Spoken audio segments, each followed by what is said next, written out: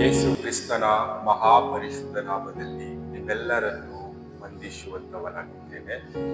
Price the Lord. ಶಾಲೋಮ್. ಈ ಬೆಳಗಿನ ಜಾವದಲ್ಲಿ ವಾಕ್ಯವನ್ನು ಕೇಳೋಣ. ಯೋಹಾನನು ಬರೆದ ಸುವಾರ್ತೆ 1ನೇ ಅಧ್ಯಾಯ 12ನೇ ವಚನ ಓದಿಕೊಂಡು ಸ್ವಲ್ಪ ಧ್ಯಾನ ಮಾಡಿ.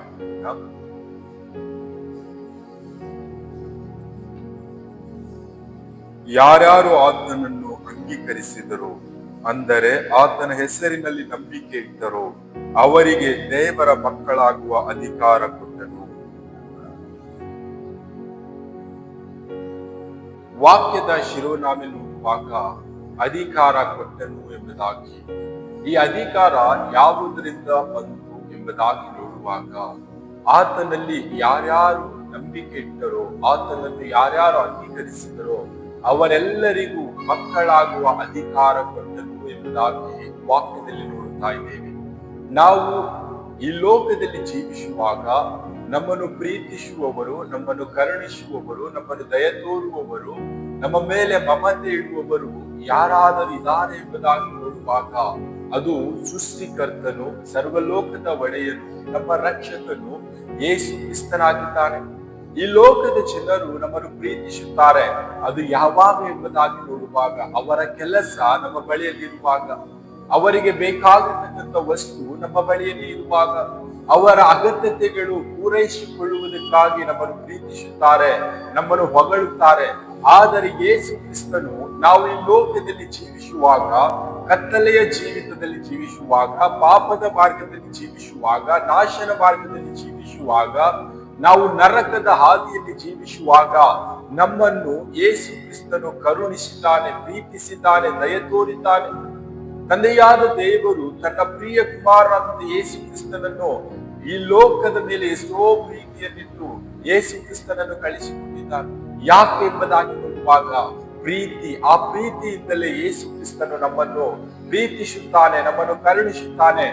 ಯಾರೆಲ್ಲ ಯೇಸು ಕ್ರಿಸ್ತನನ್ನು ನಂಬುತ್ತಾರೋ, ಯಾರೆಲ್ಲ ಯೇಸು ಕ್ರಿಸ್ತನು ನಿಜವಾದ ದೇವರು, ನಮ್ಮ ರಕ್ಷಕನು, ನನ್ನ ಒಡೆಯನು, ಭೂಮಿ ಆಕಾಶಗಳ ಸೃಷ್ಟಿಕರ್ತನೆಂಬುದಾಗಿ ಯಾರೆಲ್ಲ ತಿಳಿದುಕೊಳ್ಳುತ್ತಾರೋ, ನನ್ನನ್ನು ಪಾಪದಿಂದ ಬಿಡಿಸಿದಾತನು ಯೇಸು ಕ್ರಿಸ್ತನು, ನನ್ನನ್ನು ಮರಣದಿಂದ ಬಿಡಿಸಿದಾತನು ಯೇಸು ಕ್ರಿಸ್ತನು ಎಂಬುದಾಗಿ ಯಾರೆಲ್ಲ ತಿಳಿದುಕೊಳ್ಳುತ್ತಾರೋ ಅವರು ನಿಜವಾಗಲೂ ಯೇಸು ಕ್ರಿಸ್ತನ ಮಕ್ಕಳು ಎಂಬುದಾಗಿ ವಾಕ್ಯ ಹೇಳ್ತಾ ಇದೆ.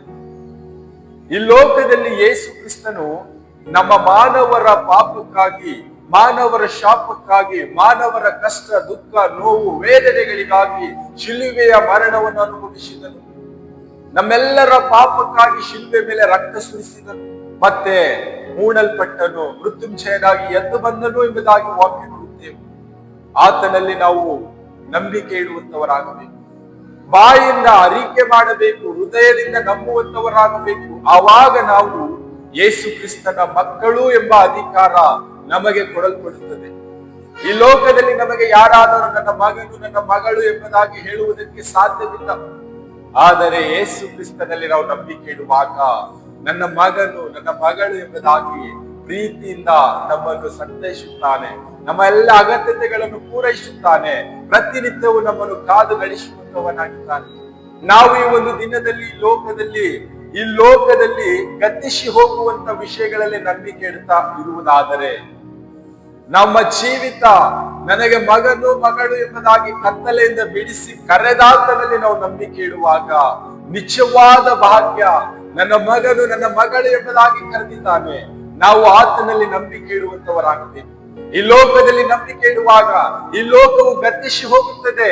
ಈ ಲೋಕವು ಎಷ್ಟು ಮಾತ್ರಕ್ಕೂ ಜಯಿಸುವಂತದಲ್ಲ. ಈ ಲೋಕವನ್ನು ಜಯಿಸಿದಾತನಲ್ಲಿ, ಯೇಸು ಕ್ರಿಸ್ತನಲ್ಲಿ ನಾವು ನಂಬಿಕೆ ಇಡುವಾಗ ನಾವು ಆತನ ಮಕ್ಕಳಾಗುತ್ತೇವೆ ಎಂಬುದಾಗಿ ವಾಕ್ಯ ಹೇಳುತ್ತದೆ. ಈ ಒಂದು ದಿನದಲ್ಲಿ ನಮ್ಮ ನಂಬಿಕೆ ಯಾರ ಮೇಲೆ ಇದೆ?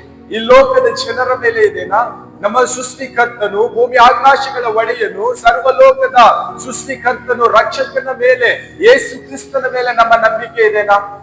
ಈ ಒಂದು ದಿನದಲ್ಲಿ ನಮ್ಮನ್ನೇ ನಾವು ಪರೀಕ್ಷೆ ಮಾಡಿಕೊಳ್ಳೋಣ. ನಾವು ಯಾರ ಮೇಲೆ ಆತುಕೊಂಡಿದ್ದೇವೆ?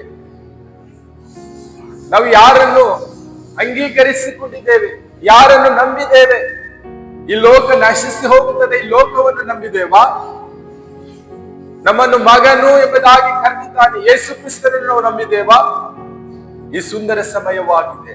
ಒಂದು ವೇಳೆ ನಾವು ಈ ಲೋಕವನ್ನು ನಂಬಿರುವುದಾದರೆ, ಈ ಲೋಕವನ್ನು ಬಿಟ್ಟವರಾಗಿ ಯೇಸು ಕ್ರಿಸ್ತನನ್ನು ನಂಬಿದವರಾಗಿ ಆತನ ಮಕ್ಕಳು ಎಂಬುದಾಗಿ ನಾವು ಕರೆಸಿಕೊಂಡು ಈ ಲೋಕದಲ್ಲಿ ಜೀವಿಸುವಂತವರಾಗೋಣ. ಕರ್ತನು ಈ ವಾಕ್ಯ ನಮ್ಮೆಲ್ಲರ ಆತ್ಮೀಯರಿಗೆ ಆಶೀರ್ವದಿಸಲಿ. ಆಮೆನ್.